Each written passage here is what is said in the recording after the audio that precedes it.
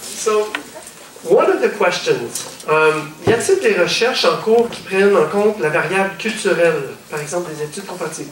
Are there studies that take into consideration the cultural variable aspect? Maybe this is more for Leslie, in terms of the neuroscientific basis of self-control, for example. Hello? Yes. Well, it depends on what you mean by cultural exactly. I think the idea that that self-control should be rigidly defined by what university scientists think self-control should be sort of dominates the research in general. But there is an awareness that self-control is learned, and in that sense, that culture or expectations, for example, of parents or for children and so on, might make a difference in how those abilities develop. So there's some interest in that, definitely. Another question which I think brings back the challenge is this a play on word? Basically, if we replace autonomy or free will by autonomy or self-control, are we just playing with words, or is there an impact? Maybe I'll start, and then we were just before Eric called us back to order. We were trying to determine what the area of our agreement and disagreement was, and I think our area of agreement is actually quite significant. I mean, I think all three of us reject, the idea that that there's some kind of separate mental sphere that can't be accounted for. We're all monists, we're all naturalists. I think the challenge that I have is how, and here I'm going to throw around a couple of slightly technical terms, how to be a naturalist, somebody who thinks that at the end of the day, matter is all there is, brains is all there are, without being reductivist. And what I mean by that is without flushing away a lot of the rich phenomena that we're aware of when we act. So Leslie had a lovely word which hadn't occurred to me. So we all have a very potent sense of selfness, right? And it comes back in the term that Velko used. He said, let's do away with free will, these metaphysical things, and I'm completely with him on that. But let's, we have to, it's self-control. All we need is self-control. Well, you throw out one complicated concept and you sneak in another that still has a little bit of luggage there. It still has a little bit of bagage there, the notion of self. So the challenge is to have a way of accounting naturalistically for the rich range of phenomena that constitute human moral lives. And that includes a sense of selfness, that includes practices of self and other attribution of responsibility, that includes the emergence of complicated things like legal systems. So that's the challenge. The challenge is to understand those things naturalistically, rather than to have a naturalistic account that says those things don't make sense, we ought not to have them anymore, like the revolutionary people. That's my view anyway. So I don't know whether you feel like you haven't introduced more baggage with this notion of self than you let on. Well, there is some baggage, but I would disagree that the amount of baggage is too high. So basically, when we're talking about autonomy, we usually talk about autonomy. In research ethics and bioethics, we say we should respect, for example, patients' autonomy. And there are people claiming, in order to respect a patient's autonomy, we need to presuppose that there is a free will and so on and so forth. That is a claim that is metaphysical. We can argue or agree or disagree about that, but we cannot prove it or disprove it. So either way, we cannot prove it or disprove it. If we are sticking to autonomy, and this means self-regulation, autos nomos, nomos means law, self-regulation. There, in the social psychology literature on self-control, which I'm going to kind of plug in here, there are two opposing theories. First is the self-control theory that says that self-control is a limited resource, and they have been doing all sorts of studies in which people have been doing choices then have depleted self-control. And there is the self-regulation theory that says that choices that are really authentic are not ego-depleting. So this is an empirical issue, but I would say that if we look at autonomy as the principle that we use in ethics, that is firmly established in the data.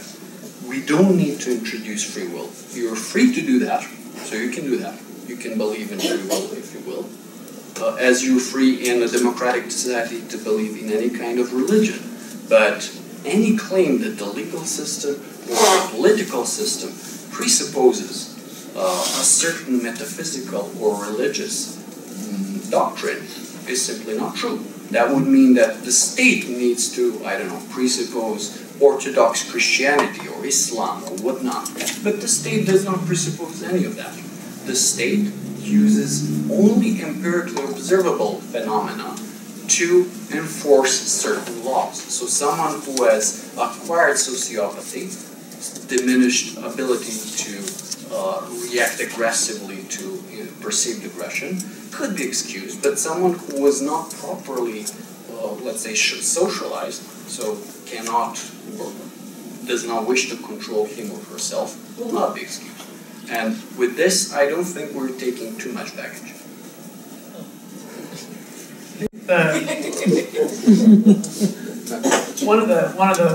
This idea of the fact that the brain produces behavior is one thing, but we don't have symposia about whether understanding muscle physiology threatens free will, and the reason is that we don't suppose that we have any sense of how our muscles work, but because our brains we have introspection, we think we know how our brains work, and that is the big problem, I would say, from the point of view of resolving philosophy and neuroscience, is that how we think our brains work, our intuitions and introspections about what's going on, are not particularly accurate. That's the case. And that we're moving through a world with a sense of a self and a sense of understanding our reasons and so on, that's not necessarily in high fidelity. And I think that's where you run into issues when you start to do experimental work. And I think that's interesting, but not a problem from a free will point of view, particularly. Just an interesting scientific problem. Here's another question, which I think brings back one component of the challenge. So studies showing that there are brain activation signatures or patterns a couple of seconds before action. This notion of predictability. What do you do with it? And perhaps that's more directed to Leslie, but this notion of stochastic aspects of the brain. But that's, I saw one question about that, just to clarify what that means, maybe, or give an example. But maybe the broader question is, what's the impact of being able to predict? Does that challenge, does that disturb you, basically, we can predict? Because what I read when I read Nature Neuroscience is, concerns, basically, is this, ouch, we can actually predict behaviors, so we're all determined. What do you do with that? I don't think that being able to predict behavior means that the behavior is determined. But to come to the issue of what's going on in your brain before you make a response. If I tell you, get ready, and I'm going to make you challenge much harder than Dr. Weinstock, just asking you to raise your hand. I'm going to ask you to raise one of your hands really fast. It's going to be one or the other. Get ready, here we go. Ready? The first one to raise their hand will, okay, so while I'm asking you to do that, the motor cortex on both sides of your brain was getting ready. And I could have read it out with an EEG machine. And I didn't get you to go, but if I had, you would have been fast, because the conditions required you to prepare your possible motor responses. I explicitly told you the prepared responses, so that would have been really easy to do an experiment on. So there it was, but you were willing that if you want. You were getting ready, because I asked you to, and your motor cortex was prepared because it needed to be near threshold, because the response has to be fast. And even when it's not an instruction, even when it's just suggested by the environment, so if you're sitting in front of a coffee cup, the parts of your brain that are important for going to pick up that coffee cup might be slightly active right now, just in case your attention moves there or you get thirsty. It'll be ready to go.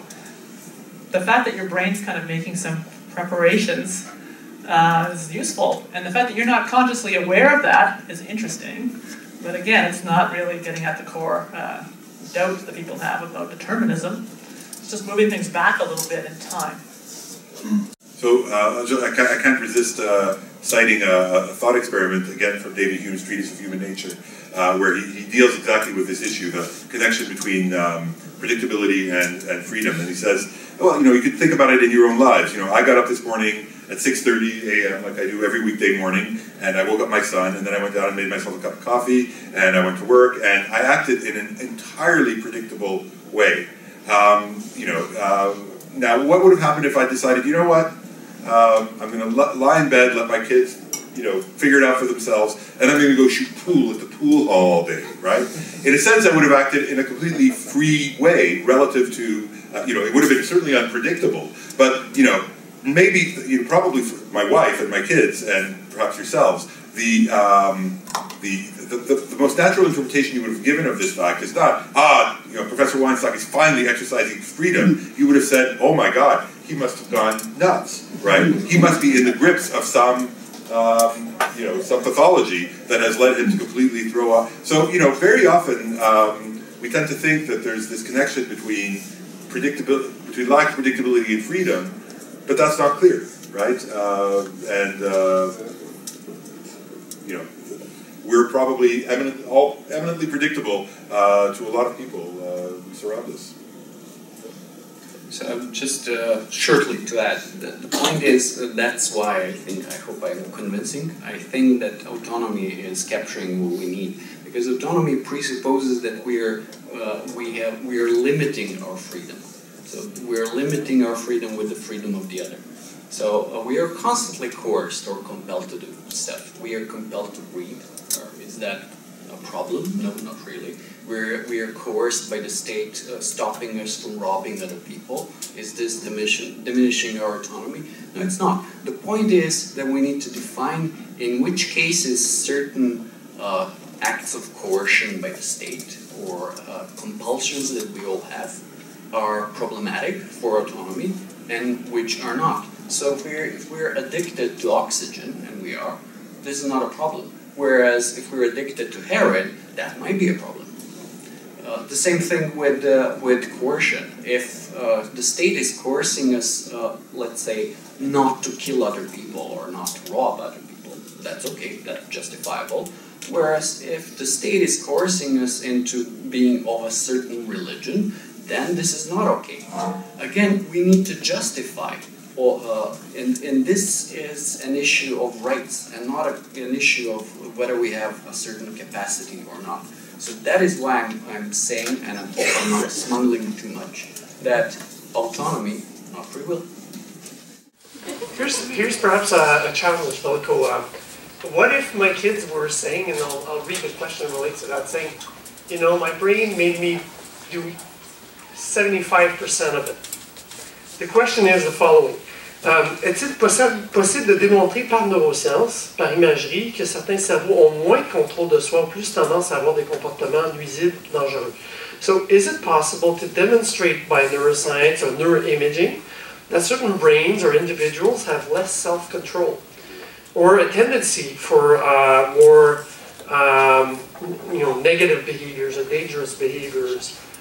I boil it down to, can we actually measure levels of self-control, for example, and kind of push it back in the cable a bit on the, we grant autonomy, but are there levels of autonomy and self-control? And maybe there's a neuroscience angle to, can we actually measure these things? Can we say something about that?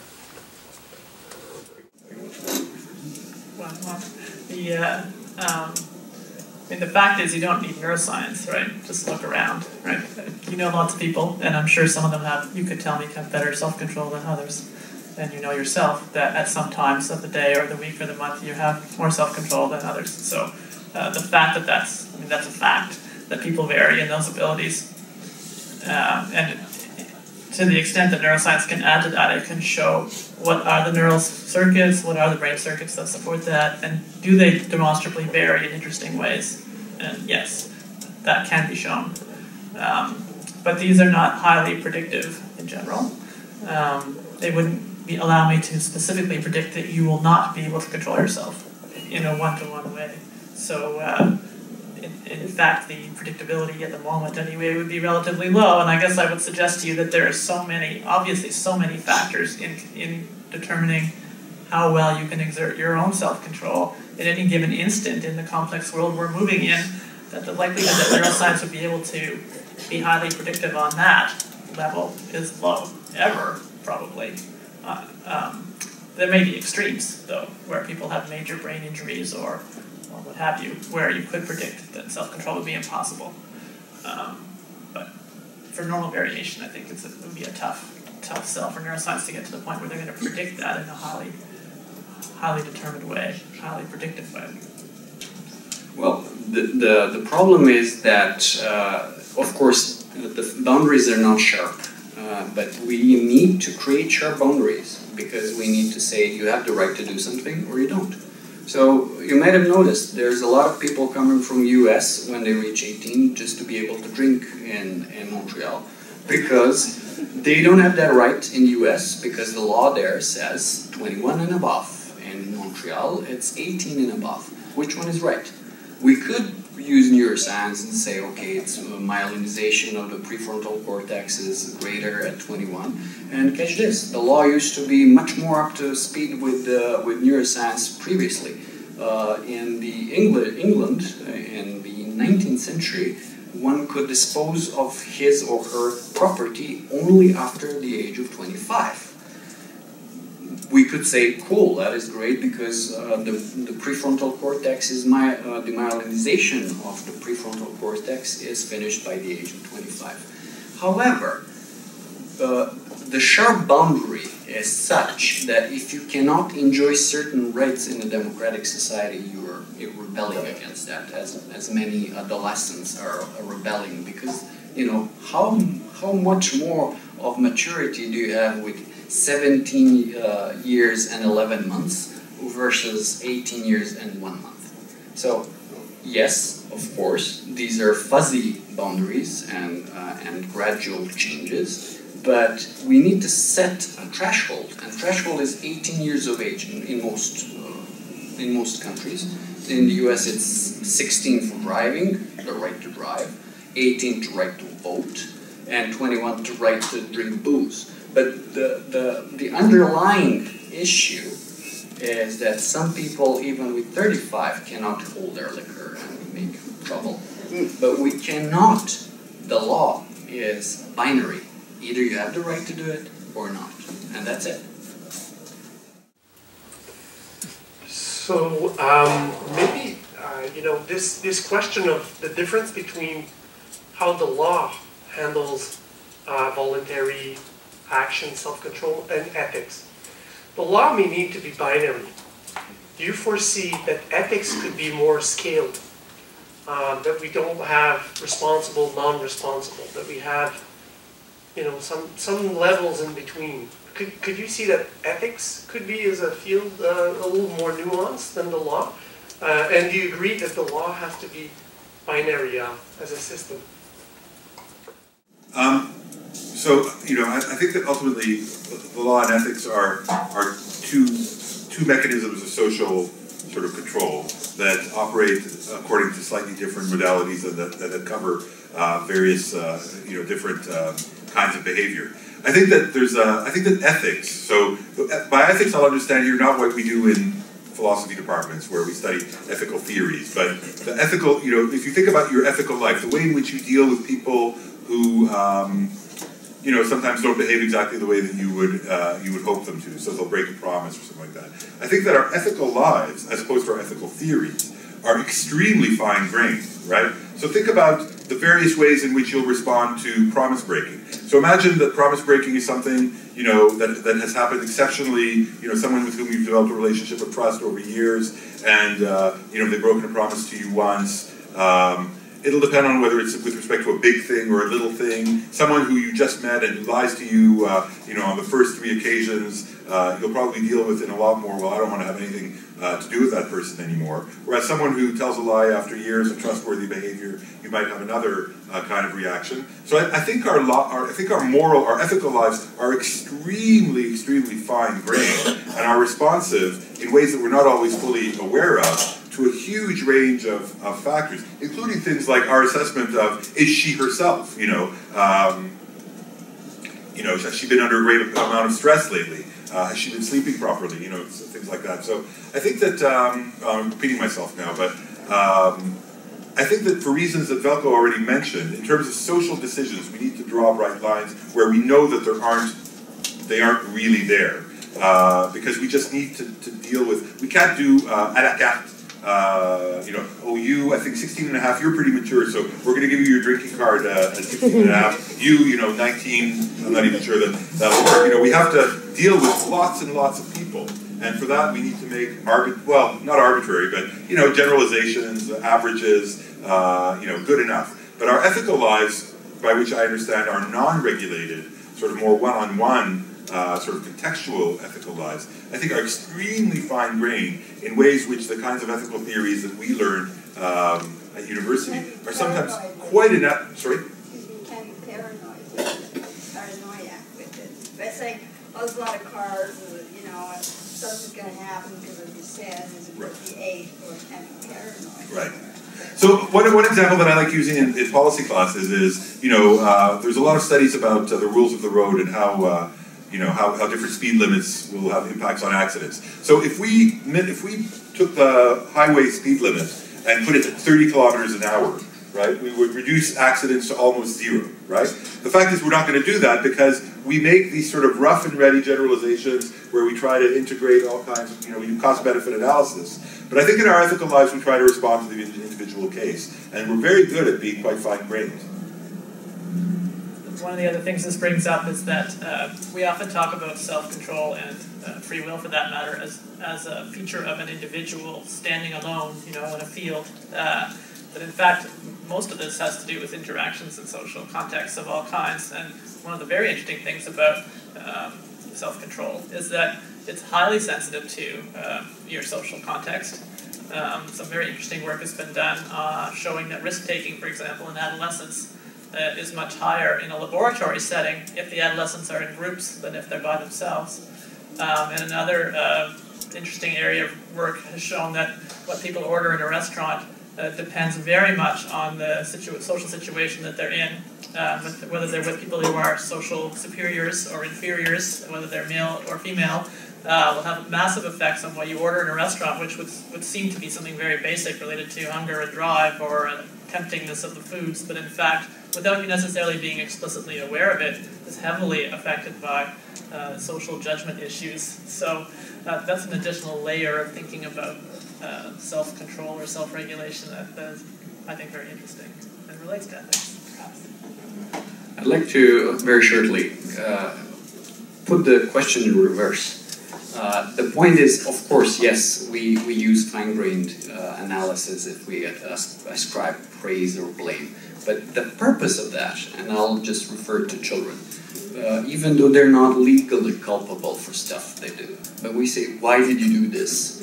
And the ascription of responsibility serves the purpose of creating an environment in which self-control can be socialized and used. So, of course we will, ascribe responsibility, praise people, even when they cannot help themselves, because they need to learn to help themselves. Here's a question which I think relates to this topic, but could be a little bit broader. How do you interpret brain data if not by correlating them to rich phenomenological descriptions of subjective experience? So I'll try to boil it down to how do you relate the mind to the brain, or the mind concepts? And, we have free will that describes non-neuroscience, non-brain, to something that neuroscientists are observing. And how do you correlate these two types of observations without kind of begging the question, or are you assuming what you're studying? You're assuming that there is free will and no free will, and you're observing data. And how do these two realms relate to each other? Well, I guess there are a number of answers to that. So one answer is that that is the big problem of certainly cognitive neuroscience, is to sort out what aspects of behavior we should be studying and what is related to the brain changes or the brain mechanisms that we're observing. One of the ways to get at that is, of course, to use multiple methods. They're not all simple observational methods. They're interventional methods.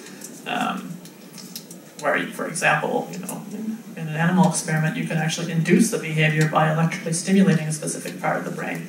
it's evidence like that, through multiple methods, that can help you get more specifically at mechanism. Now, I think we're a far way from levels of description that will actually satisfactorily provide these mechanistic accounts that I claim, in principle, should be possible for the rich complexity of human experience. But there's a number of areas where we are already able to do that, and there's no particular, in principle, reason that we shouldn't eventually be able to provide full accounts. Perhaps we can certainly start down the road. We'll see how far we get. Maybe another question brings back another aspect of the problem tonight, which is consciousness. So we've talked more about freedom and coercion, but what about consciousness? Does that need to be factored in? And if you do explain all behaviors by referring to the brain or neuroscience, what do you do with the conscious aspect of voluntary action, autonomy, or free will, whatever concept you prefer to use? How does that fit in? Well, so I'll say something. I don't really have an, again, this is the challenge that of a non-reductivist naturalism. So Leslie threw out a term that I want to bounce back off, which is folk psychology. Right? Folk psychology is the way that you and I, who are innocent of much knowledge of neuroscience, will refer to the way in which our minds work. So we'll talk about beliefs, and we'll talk about fears, we'll talk about all these mental states that just are part of the way in which we, as non-scientific folk, right? That's the term, folk psychology. Talk about what happens in our minds. Now, one of the things which I think is very difficult to get a handle on is the idea that we have a certain degree of reflexivity. So it's not just that we're responding to stimuli that are out there, and it's that we have some kind of an awareness of some kind of mental process. We have an awareness of reasons. Now, there are two ways in which you can deal with all this folk psychology, and to use the terms in the literature. One is eliminativist, right? So there's folk psychology. We think in terms of desires and beliefs and all of these complicated mental states. But that's just because we're ignorant, right? It's no more, scientifically valid than talking in terms of, the sorts of ideas that science has successfully done away with, like humors. Yeah, like talking about medicine in terms of humors. Now, I think that the robustness of our folk psychology is at least prima facie evidence that we have to try to at least hesitate before we engage in the eliminativist tack, which is to say, that's really not, all of that is just stuff we're making up. And consciousness is the hard, here we are, you're thinking about what I'm saying, hopefully, or maybe you're thinking about dinner, but you're thinking about something, right? And you're thinking of yourself thinking about something. And there's that reflexivity there, which is, I think, a very, very difficult bit of the phenomenal world to, it's a very central bit, should I say. Too central, I think, to subject to the eliminativist sort of acid, just wash it away. I agree with that general thinking, but I would say that it's helpful to know, to learn what aspects of our brain function are not available to conscious awareness, and to learn the properties of those aspects, because it helps you understand why you do things that you don't intend to do. Such as, not intending to eat until someone puts a plate near you and then you may eat. That there's different parts of the brain that are doing that, and some of them are more or less available. Like, why did I do that? Why did I just eat that? I wasn't even hungry, right? Because if you know those things, then you can, and you wish to change your behavior, you can, with a very free will, rearrange things, right? You can lash yourself to the mast to avoid temptation that some brain systems of yours that that you can't necessarily kind of ride the way you want. I hate to do this because I'm bringing my dualist views showing themselves, but by understanding the properties of these systems, you have a better chance of actually controlling yourself in a way that's maybe not possible if you really believe that everything that's going on in your brain, and that you can control that somehow that's actually a ticket to failure. A good example is dieting. People who try to fully control their food intake by restricting it in this way that really heavily falls on self-control fail. They will fail. I would like to add shortly that this is an area in which we need to be critical toward those who use scientific evidence and then add to the interpretation. The interpretation here is, yes, a lot of stuff that we do is automatic. That means that we're automatons and there's the problem of consciousness. Well, how about walking? Are you constantly conscious of what you do when you walk? No, you're not. Otherwise you wouldn't be able to walk. How about when driving? Most of the actions that we perform, well, we learn them by applying conscious attention to that, like walking, driving, or if you're doing figure skating or some sort of martial art. It takes a lot of practice, first with conscious effort, and then it becomes automatic. And that is the key of our success. We push a lot of stuff into our automatic systems, but that does not prove that we're not conscious sometime, and we don't have to be conscious all of the time in order to be held responsible. For example, I might have been indoctrinated into a certain, religion, and I might have done something out of my religious convictions, but the point is, even if I never challenge my religious or this or that belief, that does not hold me off the hook. I could have. So that's it. We don't have to be constantly conscious when we're walking, not constantly conscious when we're driving. The key is we have the potential to make something conscious, to reflect upon something, and that is enough. Maybe just a last question, comment. Neuroscience has been emerging and now is a growing area of biomedical research. Canada is very active in this field, and President Obama has made it a personal initiative to fund neuroscience research in the scale of hundreds of millions of dollars. And I'm just back from yesterday from being at the President's Commission for the Study of Bioethical Issues in DC, and actually that commission now is now tasked to examine the ethical issues that are associated with these large-scale neuroscience enterprises. And the question we had to discuss yesterday in that commission relates exactly to tonight's topic, which is what sense should the public make of neuroscience findings? So I think we're gathering that this is very complex. It's very hard to relate neuroscience to these profound philosophical questions. Yet at the same time, we're seeing different kinds of messages. We're hearing that some neuroscientists want to push us into the cables of determinism. Others are more nuanced. What should we do as a society? Our neighbors are starting to act. We are also active in this area of preparing for, the impact of neuroscience or non-impact. Maybe that's another way to handle that. But what are your thoughts on how we should, respond to this or prepare, and maybe keeping in mind, members of the public and what they should be on the lookout for when they read about neuroscience and think about our brains. So that will be maybe the last question for tonight. You can be very practical. Practically speaking, I'm biased in this respect because I'm a neuroethicist. So I'm ideally, when we're approaching these questions, we have to give due respect to the knowledge that comes from different disciplines. So if we are trying to deal with these issues, we have to respect the neuroscience or natural sciences, social sciences and social determinants, and of course the knowledge that has been gathered through the eons by philosophy. And that is the only way to do it. Of course, a person cannot do this by him or herself. What we can do is engage in a constructive dialogue. And I hope this is a sort of thing that we're doing tonight.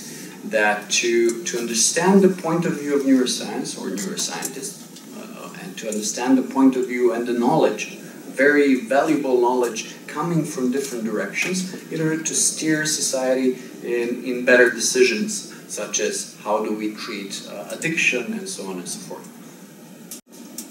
Yeah, I think why is neuroscience so, of such high interest and so attractive to funding is a good question. And I mean, the answer, I think, is part of why we're here. Right? It is fundamentally fascinating to think about how our brains work. We think it's going to help us understand more about ourselves and our behavior. And of course, the flip side of that is that when the brain doesn't work, it threatens the self in a way that's much more profound than disorders of the lung or the liver or something, so that the push to try to do more to help people with brain and disorders and mental health issues is, I think, a very worthy motivation for this kind of research. Neuroscience needs to take its responsibilities really seriously in terms of thinking through the implications of the research that's done, and also being really careful about how we communicate what we find, because it is very tempting to want to make some splashy generalization, like, there goes free will with that experiment. And I think that's not a good idea for neuroscience. We should be very thoughtful and cautious about how strong the evidence we're presenting actually is, and what its implications really are in the real world. And for thinking about ourselves, it's a responsibility to take seriously. So, an analogy. I think that I think it's probably accepted by most people that if we wanted to describe the universe, as it were, in terms of its most fundamental elements, we use the language of physics, right? Now, there are all kinds of other kinds of properties that we can ascribe to things that, and here I'll use a philosopher's term that I unfortunately won't really have time to explain. There are all kinds of other properties that supervene on physical properties. So, chemical properties of things can ultimately be expressed in terms of physical properties, which doesn't mean that the level of description, in which chemical particles are described, is useless, right? Sometimes different levels of description, even if they point back to the same underlying reality, give us lenses, give us access to different aspects of phenomena. So I think that, in looking at, to answer Eddie's question, I think the thing that we have to worry about, and, think about genetics, think about the promise of genetics, say, 20 years ago, and think about the very real results that have been reached, but compare them to what the more irrationally exuberant sort of exponents of it 20 years ago. That's it. We just shut everything down. We'll have the answer to everything with genetics. And no, it turns out that genes interact with the environment. So guess what? We still have to understand the environment. And the environment is made up of culture and it's made up of all sorts of different things. So I think we have to realize that if we want to understand human beings, even if we accept that at some level it's all about the brain, other levels of description are still extremely useful in giving us access to different important dimensions of human existence. So, keep on funding literature, so people will keep on reading, we'll keep on reading Dostoevsky.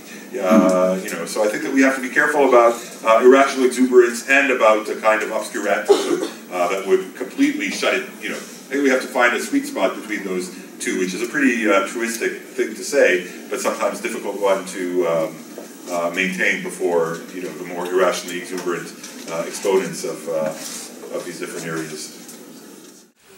So thank you very much. Thanks. I think we should thank our panelists tonight.